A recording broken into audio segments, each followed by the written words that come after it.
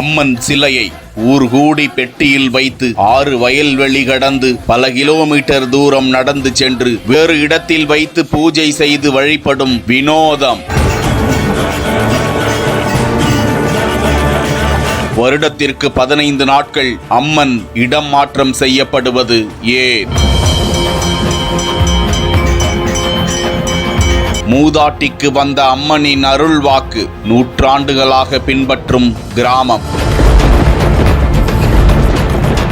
திருவாரூர் மாவட்டம் வடகட்டளை கிராமத்தில் வடகட்டளை மாரியம்மன் ஆலயம் அமைந்திருக்கிறது. இந்த ஊரில் பல நூற்றாண்டுகளுக்கு முன்பு வயதான மூதாட்டி ஒருவருக்கு அருள் வாக்கு வந்ததாம். நான் உரல் உலக்கை சத்தம் கேட்காத இடத்தில் இருக்க விரும்புகிறேன் என கூறியதாகவும், அதன்படி அந்த ஊர் மக்கள் வடகட்டளை மாரியம்மன் கோவிலில் இருந்து அருகில் உள்ள புனவாசல் கிராமத்தில் உள்ள ஒரு வேப்ப மரத்தடையில் அம்மனை மாற்றி வைத்து வழிபாடு நடத்தி வந்ததாக தெரிகிறது. மேலும் அந்த இடத்தில் தனக்கு நிரந்தரமான கோவில் கட்டக்கூடாது என்றும் தனது அருள் வாக்கில் அந்த மூதாட்டி கூறினாராம். இதன் காரணமாகவே பல 100 ஆண்டுகளாக அப்பகுதி மக்கள் வருடத்திற்கு 15 நாட்கள் மட்டும் அம்மன் சிலையை வடபாதிமங்கலம் அருணாச்சலேஸ்வரர் கோவிலில் இருந்து தலையில் சுமந்து எடுத்துச் செல்கிறார்கள். அதன் அடிப்படையில் இந்த வருடத்திற்கான திருவிழா தொடங்கி வடபாதிமங்கலம் அருணாச்சலேஸ்வரர் கோவிலில் இருந்து பித்தளை பெட்டியில் 1.5 அடி உயரமுள்ள ஐம்பொன்னால் ஆன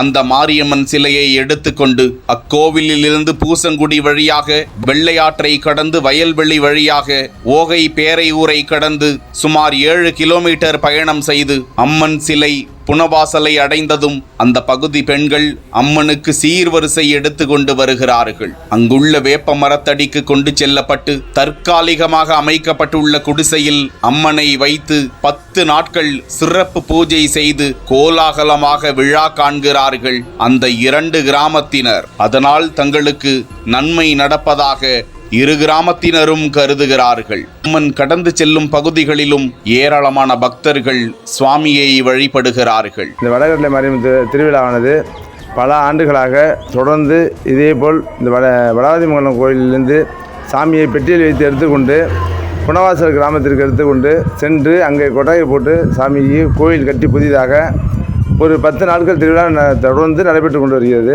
அதேபோல் இந்த ஆண்டும் இன்று 20ஆம் தேதி சாமிக்கு திருவிழா ஆரம்பமாகிறது. இதில் ஊரில் உள்ள அனைவரும் கலந்து கொண்டு இந்த சாமியை டெய்லி அதுக்கு தினமும் மண்டகப்படி நடைபெறுகிறது. இந்த சாமியை எடுத்துக்கிட்டு நாங்கள் வயல் வழியாகவே குறுக்கே நடந்து போயிடுவோம். அந்த பெட்டியில் வச்சு தலையில் சுமந்து கொண்டு வந்து நடத்துவதுதான் இதன் ஒரு சிறப்பான அம்சம். ஊரில் ஒற்றுமையாக இருந்து அனைவரும் எந்த ஒரு சண்டை சச்சரவும் இல்லாமல் சிறப்பாக பல ஆண்டுகளாக இந்த விழாவை சிறப்பாக நடத்தி வருகிறோம்.